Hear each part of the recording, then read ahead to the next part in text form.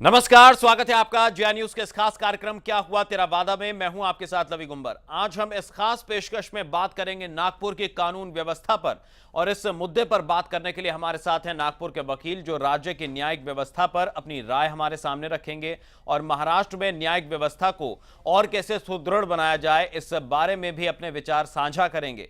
तो चलिए शुरू करते हैं वकीलों के साथ चुनावी चौपाल की।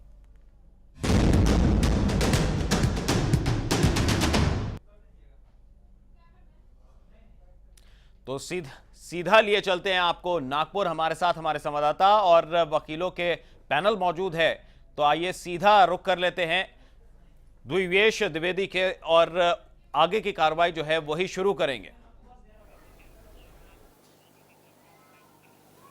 जी बिल्कुल, आज हम हमारे इस खास कार्यक्रम के तहत बात करेंगे शहर के, नागपुर शहर के कुछ प्रतिष्ठित वकीलों के साथ। उनके साथ जो कानून व्यवस्था है शहर की, उसके बारे में बात होगी। हम राज्य तक भी जाएंगे और ये भी जानने की उनसे कोशिश करेंगे उनकी समस्याएं क्या हैं, न्यायपालिका की समस्याएं क्या हैं, और उसको जो नई सरकार है वो किस तरीके से दूर कर सकती है। वकीलों की अपेक्षाएं आने वाली जो सरकार है उसको लेकर क्या है, हम इसी पर बात करेंगे। सबसे पहले सर आपका परिचय दे दीजिए। मैं एडवोकेट अरुण अग्रवाल। अग्रवाल जी, आपसे ये जानना चाहेंगे कि जो नई सरकार का गठन होगा, कुछ दिनों बाद महाराष्ट्र राज्य को नई सरकार मिलेगी, तो आप लोगों की कुछ समस्याएं हैं जिसका आप निराकरण सरकार से चाहते हो, क्योंकि वकीलों की भी अपने किस्म की अलग अलग समस्याएं रहती हैं। सबसे पहले तो कोर्ट का इंफ्रास्ट्रक्चर, आज जो हमारे यहाँ पे कोर्टों में जजेस की कमी है, सबऑर्डिनेट जुडिशरी यानी डिस्ट्रिक्ट कोर्ट की जो जुडिशरी है उसके अंदर में न्यायाधीशों की अत्यंत कमी है, जिसके कारण वर्कलोड बहुत बढ़ा हुआ है।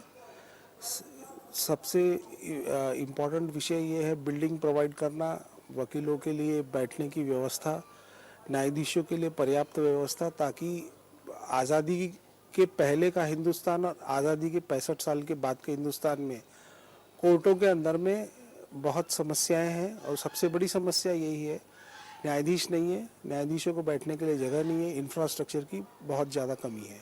ये सबसे ज़्यादा महत्वपूर्ण विषय है जो आने वाले किसी भी सरकार को ध्यान देना बहुत ज़रूरी है।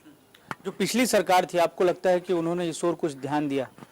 पिछली सरकार ने पिछले 4 वर्षों में न्यायाधीशों की नियुक्तियों में बढ़ोतरी जरूर हुई है। छोटे छोटे तहसील तालुका प्लेसेस में नए नए कोर्टों की व्यवस्था की गई है, परंतु जो महानगर हैं उसमें अभी न्याय व्यवस्था के अंदर में इंफ्रास्ट्रक्चर, न्यायाधीशों की व्यवस्था अभी भी उसमें अभूतपूर्व कमी है, जिसकी वजह से आप पेंडेंसी ऑफ केसेस बहुत ज़्यादा है। सर पहले आपके पास आना चाहूँगा, आप पहले अपना परिचय दे दें, फिर हम। मैं advocate Manoj Sabade, general secretary district bar association Nagpur. Sabade ji, आपसे जानना चाहूँगा, आप चूंकि बार एसोसिएशन के सेक्रेटरी भी हैं, किस तरीके की चुनौतियों और किस तरीके की समस्याओं का सामना आमतौर पर वकीलों को करना पड़ता है रोज़मर्रा की ज़िंदगी में, उनकी प्रैक्टिस में, कोर्ट परिसर में? देखिए, वकीलों को बहुत सारी समस्या से जूझना पड़ रहा है। वकीलों को बैठने की व्यवस्था नहीं है कोर्टों में, उसके बाद उनको पार्किंग करने की जगह नहीं है, उसके बाद उनको आवाजाही की का भी बहुत बड़ा समस्या को ये करना पड़ता है। उसके बाद जो समस्या उनको मेन समस्या है वो कोर्ट के अंदर समस्या आती है। कोर्टों का जो ध्यान दे रहे हैं सरकार, उसमें पूरी कमी है। कुछ भी ध्यान कोर्टों की तरफ नहीं है, उसका लैबोरेटरीज बराबर नहीं है, बैठने की कोई व्यवस्था नहीं है, गंदगी फैली हुई है कोर्टों में, कोर्टों के परिसर में। ये सब का सब पूरा सुधारना जरूरी है। सबसे महत्वपूर्ण बात है, कोर्ट की बिल्डिंग बहुत जरूरी है। ये जो बिल्डिंग है बिल्कुल अपर्याप्त है, जो डिस्ट्रिक्ट कोर्ट की बिल्डिंग है वो। हाई कोर्ट में भी वही समस्याएं आ रही है, पार्किंग की समस्या आ रही है। तो ये समस्या सबसे पहले आने वाली गवर्नमेंट ने दूर करना चाहिए, हमारी अपेक्षा है। सर आप पहले अपना परिचय दे दें, फिर हम सवालात के दौर पे जाएं। सर, मैं एडवोकेट हनीफ हुसैन नागपुर में प्रैक्टिस करता हूँ। जैसा अभी साबड़े साहब ने बताया कि हमारे पार्किंग की व्यवस्था बहुत ही बेकार है। पार्किंग में ऐसा प्रॉब्लम है कि वकीलों को ही पार्किंग के लिए जगह नहीं मिलती, हमको मजबूरी से गाड़ी बाहर लगाना पड़ता है, या तो वहाँ से आधा किलोमीटर की दूरी पे लगाना पड़ता है। तो पार्किंग व्यवस्था होनी चाहिए। और उसी प्रकार जो इसके पहले 10 साल पहले यहाँ पे एडॉक कोर्ट बहुत सारे थे, 10 कोर्ट थे एडॉक कोर्ट। आजकल एडॉक कोर्ट की समस्या कम होती जा रही है और गिन चुन के फिलहाल एडॉक कोर्ट 2 ही है। इसलिए कम से कम सरकार ने एडहॉक कोर्ट बढ़ाना चाहिए, ऐसा हमारी। सर पहले आपका परिचय दे दीजिए। मैं एडवोकेट रितेश टहलियानी हूँ और मैं नागपुर में प्रैक्टिस करता हूँ। आपसे ये जानना चाहेंगे कि वकीलों का जो काम होता है खास तौर से वो न्याय दिलाने का है, मगर हम देश भर में और अपने राज्य में और अपने शहर में भी देखते हैं खुद के न्याय के लिए वकीलों को कभी कभी सड़कों पर उतरना पड़ता है। ऐसी स्थिति आखिर क्यों आती? बिल्कुल सही बात है, वकीलों को खुद के न्याय के लिए भी आज सड़कों पे उतरना पड़ रहा है, जिसके पीछे बेसिक कारण ये है, पूरी न्याय व्यवस्था जो है ये बड़ी ही ये जो ढंग है ये सही नहीं है।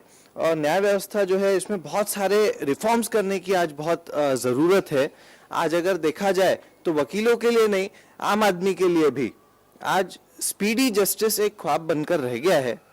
आज स्पीडी जस्टिस के लिए प्रशासन ने जो कदम उठाए वो अपैरेंट है, वो जो कदम उन्होंने उठाए उससे कोई बेनिफिट आज लोगों को दिख नहीं रहा है। इस दिशा में बहुत कुछ करने की अभी ज़रूरत है। फास्ट ट्रैक कोर्ट प्रशासन ने शुरू किए, बट मुझे नहीं लगता किसी को कुछ फास्ट ट्रैक होता हुआ ऐसा दिखा। तो आज जस्टिस डिलीवरी सिस्टम में रिफॉर्म्स की बहुत सख्त ज़रूरत है। तो ये इस प्रक्रिया में सरकार की क्या भूमिका हो सकती है और सरकार किस तरीके से इनिशिएटिव लेके सारी चीज़ों को दुरुस्त कर सकती है?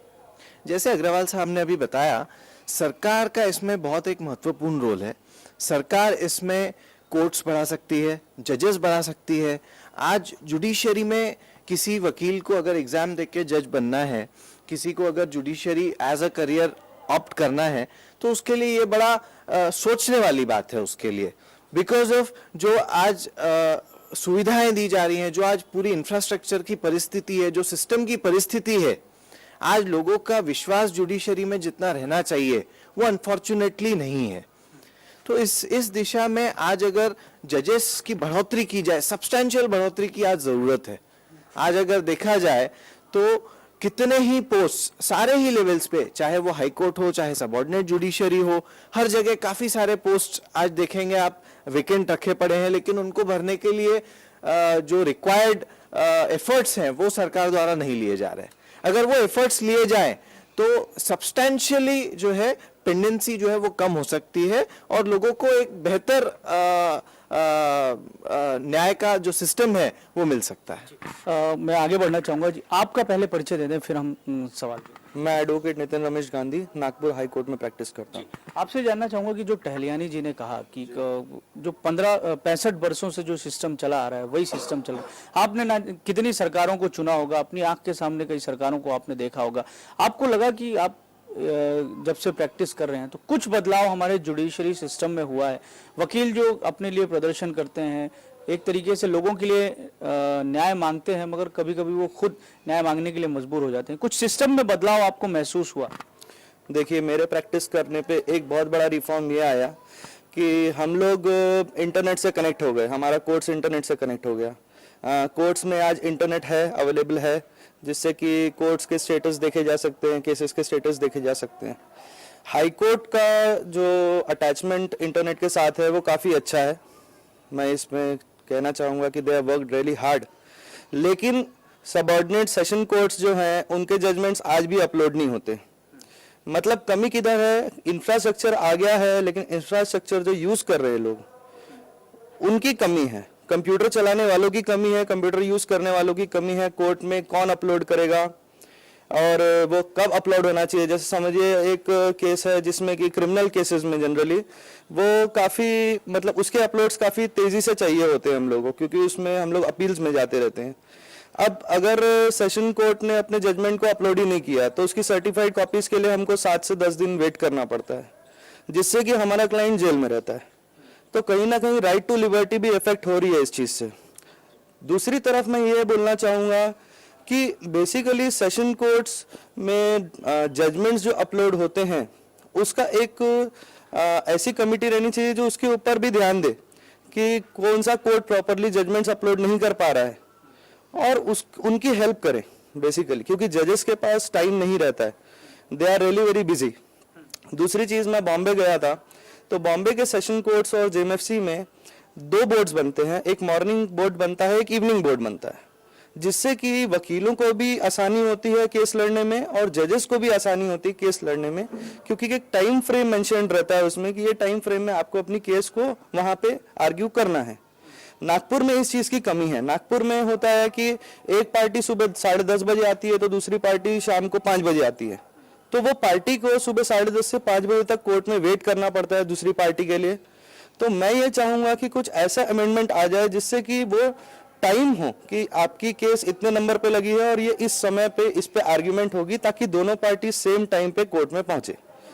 दूसरी चीज ऐसी है कि जो सेशन कोर्ट में जब हमारी पार्टी वेट करती है तो उसका इंफ्रास्ट्रक्चर जो है, बैठने की जगह जो है, वो एक नॉर्मल बैंक से भी बेकार है। कुर्सियां टेबल आज भी पुरानी है। हम लोग अगर कोर्ट में बैठ के कोई एप्लीकेशन लिखना चाहते हैं या कोई डॉक्यूमेंट पढ़ना चाहते हैं तो हमारे पास टेबल कुर्सी नहीं है, हमको पोडियम पे ही खड़े होके जज के सामने एप्लीकेशन लिखना पड़ता है। अगर हमारा कोई क्लाइंट बोलता है कि हम कोर्ट के कोई डॉक्यूमेंट्स रेफर करना चाहते हैं तो वी डोंट हैव टेबल्स, हमारे पास टेबल ही नहीं है जिसमें हम उनको बिठा के उनके साथ बैठ के कुछ चीज़ों को डिस्कस कर सकें, क्योंकि कोर्ट के डॉक्यूमेंट्स को हम कोर्ट के दरवाजे के बाहर नहीं ले जा सकते हैं, that is not permissible. But inside the court there is no facility as to कि जहाँ पे हमारा क्लाइंट बैठे, या इवन कोई क्लाइंट अगर वहां पे आता है, प्रॉपर फैंस नहीं है, प्रॉपर सफाई नहीं है, प्रॉपर फाइल्स जो डिस्पोज ऑफ हो गई हैं उसको रखने की जगह नहीं है, जो केसेस चल रही हैं उसको रखने की जगह नहीं है।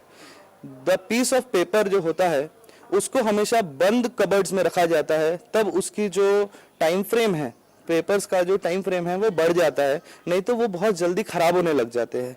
अगर आप कोई केस देखेंगे जो 10 साल पुरानी है, उसके आधे पेपर्स गल चुके होते हैं, जिसके कारण हमको फिर से सर्टिफाइड कॉपीज भी नहीं मिल सकती और ओरिजिनल पेपर्स जो होते हैं वो गल जाते हैं। तो मैं ये चाहूंगा सरकार के द्वारा कि सबसे पहले इंफ्रास्ट्रक्चर सुधारा जाए, उसमें जो टेबल कुर्सी की व्यवस्था है वो बिल्कुल चेंज कर देनी चाहिए, बिल्कुल न्यू टेबल्स न्यू चेयर्स के साथ आना चाहिए।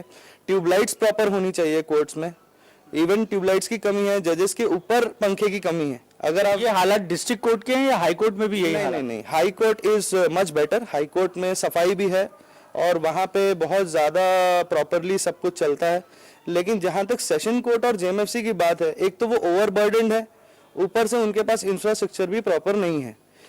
दूसरी चीज़ एक लास्ट बोलना चाहूँगा कि हमारे यहाँ जो पार्किंग की सुविधा है, अगर आप डिस्ट्रिक्ट कोर्ट में आएंगे तो वो पार्किंग हमारे वकीलों की गाड़ियों से भर जाती है, फिर वकीलों को कोर्ट के बाहर गाड़ी लगाना पड़ता है।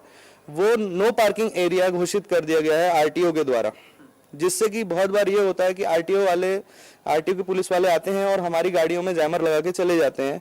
तो we can not help, at least the government should give an answer कि where to park our vehicles. आज 4000 लॉयर्स काम कर रहे हैं नागपुर में, तो एटलीस्ट आप समझ के चलिए कि 2500 कारों की तो व्यवस्था होनी चाहिए कि वो कहाँ पे पार्क होंगी। सिर्फ 60 से 70 कार्स पार्क करने की जगह हमारे पास है। बड़ी बड़ी बहुत सारी समस्याएं आप जिस तरीके से बता रहे हैं। आपका पहले परिचय दे दीजिए। Myself advocate Madan सेनाड।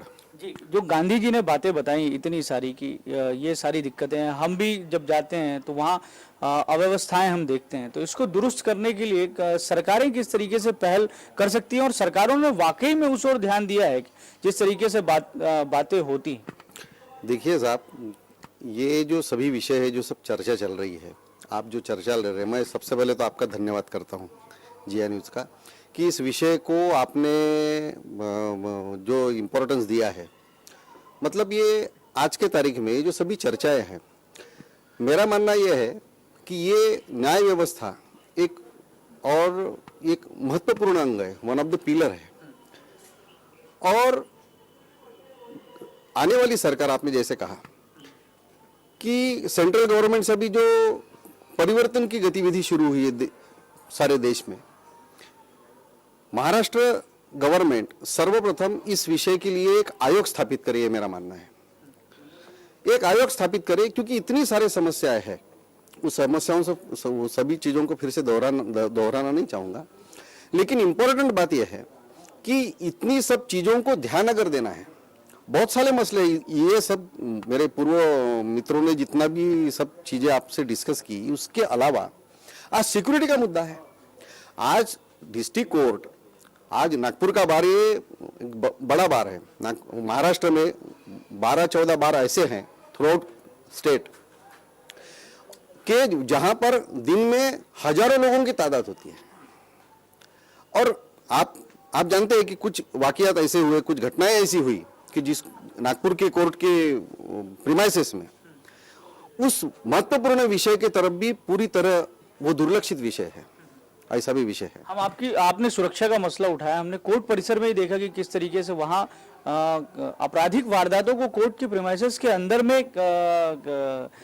अंजाम दिया गया। उसके बाद में भी सुरक्षा व्यवस्था जो है उसको पुख्ता की गई, नहीं की गई, या दावे तो किए गए पुख्ता हुई है, मगर आपको लगता है, आप चूंकि वहां रहते हैं, दिन भर रहते हैं, काम करते हैं, आपको लगता है कि उस दिशा में कुछ काम किया गया? नहीं, उस दिशा में पहल जरूर हुई है, लेकिन वो पर्याप्त नहीं है।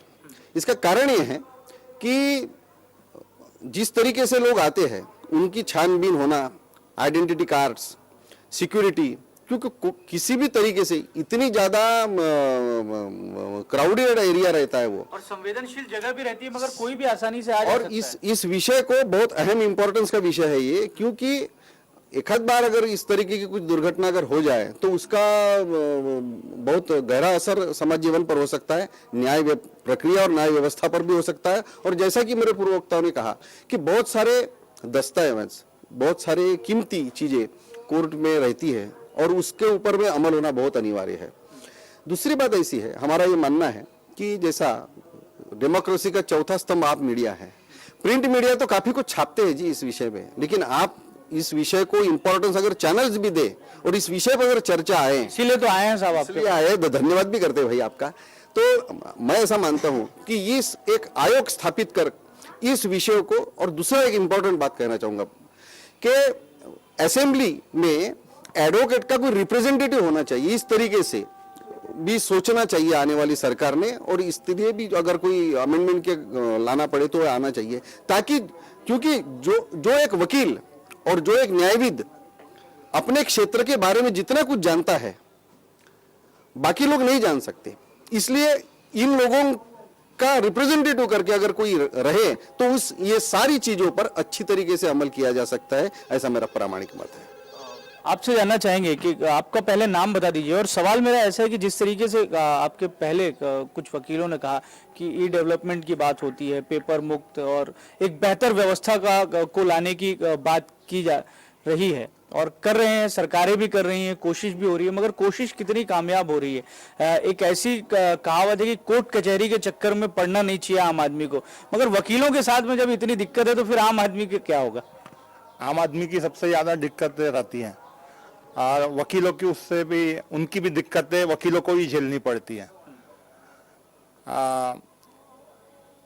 किस विषय में आपने वापिस? मतलब कि जो सारी चीजें हो रही हैं, जो बातें हो रही हैं, कोर्ट के जो पेपर्स रहते हैं जिसको स्कैन करना बहुत जरूरी है। कभी कभी क्या होता है कि जो कोर्ट में अपन पेपर्स दाखिल करते हैं उसकी सर्टिफाइड कॉपीज मिलती नहीं है, या कभी वो पेपर्स 10 साल या 15 साल पुराने हो गए तो कट जाते हैं, उन्हें पेपर क्वालिटी खराब होने के कारण तो वो मिलते नहीं है। वो पेपर स्कैन करके घर रखे गए कोर्ट में, तो उसकी कभी भी सर्टिफाइड कॉपी आसानी से मिल सकती है ना। आज जो कोर्ट में अपील में जब जाते हैं तो पुराने केस का रिकॉर्ड नहीं मिलता है, तो उसमें बहुत ज़्यादा ये तकलीफ आती है। दूसरी बात ये कि जैसा कोर्ट के डेसिग्नेशन चेंज होते हैं, उसके कारण कभी कभी वो कोर्ट को समन्स या जो रिक्वेशन पहुंचना चाहिए वो रिक्वेशन पहुंचती नहीं है, तो उसके कारण कोर्ट का रिकॉर्ड नहीं आता, उसके कारण केसेस बहुत ज़्यादा प्रोलॉन्ग होती है। ये भी बहुत जरूरी है। अगर कोर्ट का डेसिग्नेशन चेंज करने के बजाय अगर कोर्ट के उनकी अगर जगह चेंजेस की जाए तो कोर्ट का डेसिग्नेशन वही की वही रहेगा, और कोर्ट अपनी जगह से दूसरी, यानी उनकी मोनोपोली भी एक जगह नहीं रहेगी, वो दूसरी जगह जाके काम भी कर सकेंगे। यानी वकील लोगों को भी ऐसा नहीं लगेगा कि नहीं ये यहाँ बैठ के मोनोपोली कर रहे हैं क्या, ऐसा नहीं होता है हालांकि, जबकि पर ऐसा नहीं लगना चाहिए उनको भी, ये भी बहुत जरूरी है। आपको क्या लगता है कि एक वकील होने के नाते आपको किस तरीके की तकलीफों से रोज दो चार होना पड़ता है?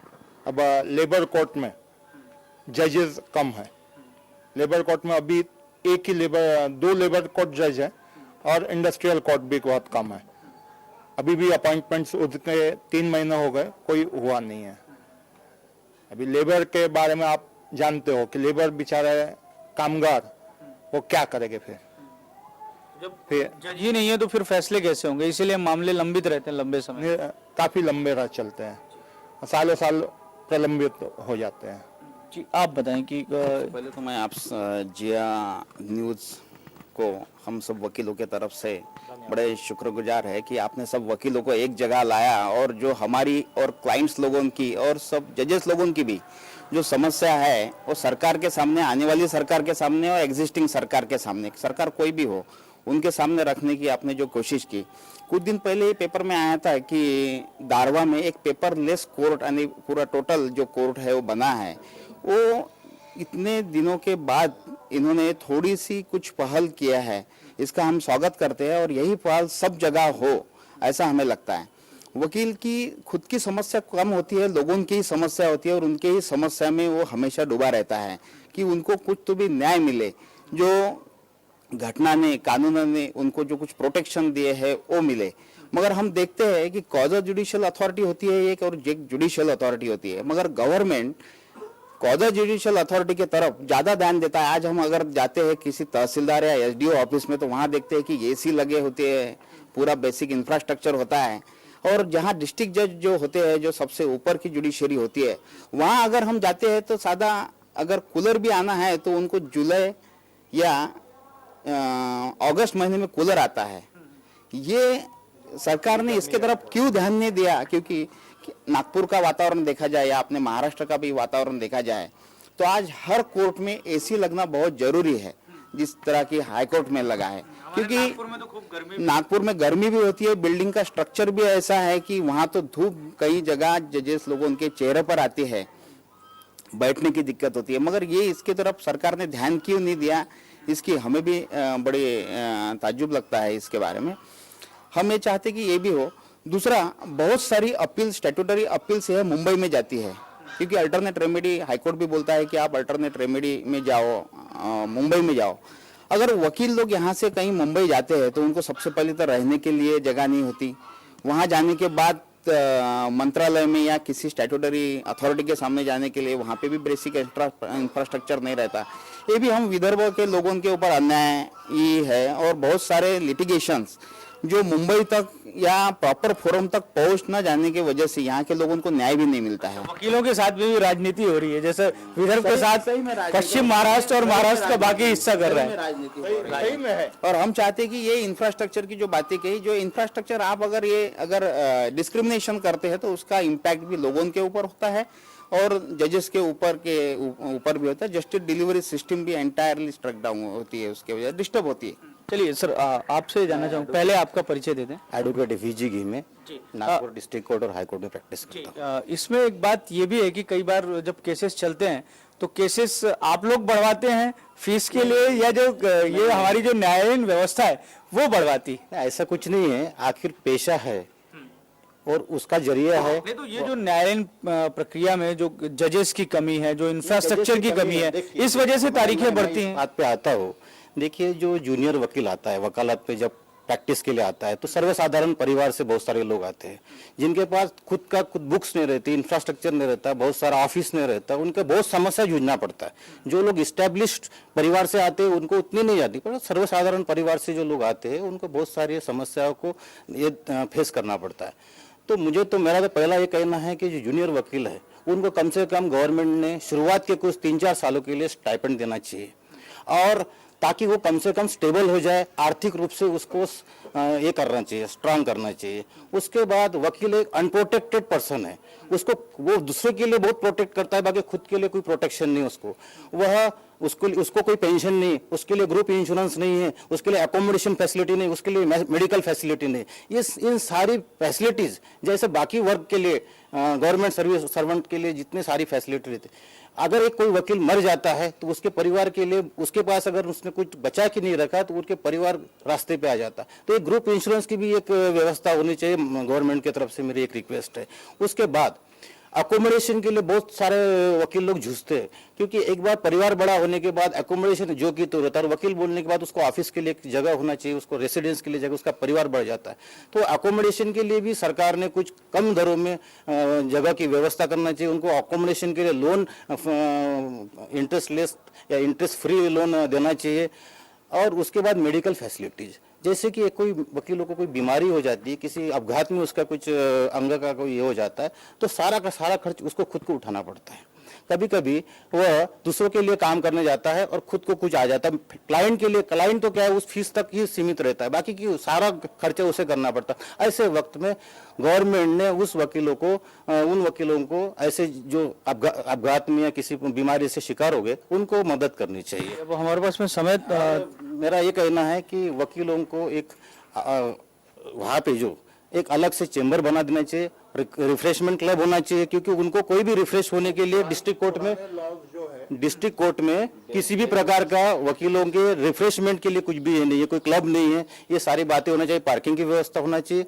और वकील एक स्टेटस, एक क्लास 2 गैजेटेड ऑफिसर है, कोर्ट ऑफिसर है, उस स्टेटस को उसको मेंटेन करना चाहिए। हर डिपार्टमेंट, जब पुलिस डिपार्टमेंट में जाता है तो उसको एक अपना स्टेटस होना चाहिए और उसे हर चीज से सरकार ने मदद करनी चाहिए, ये मेरी रिक्वेस्ट है। ठीक, आपसे जानना चाहेंगे कि ये जिस तरीके की बातें हो रही हैं कि सरकार के लिए इतनी बड़ी मुश्किल बात है, ये चुनौती है कि 65 बरस हो गए, आप लोग भी लंबे अरसे से प्रैक्टिस कर रहे होंगे, कुछ बदलाव नहीं है, क्या बहुत बड़ी बात है क्या इसको?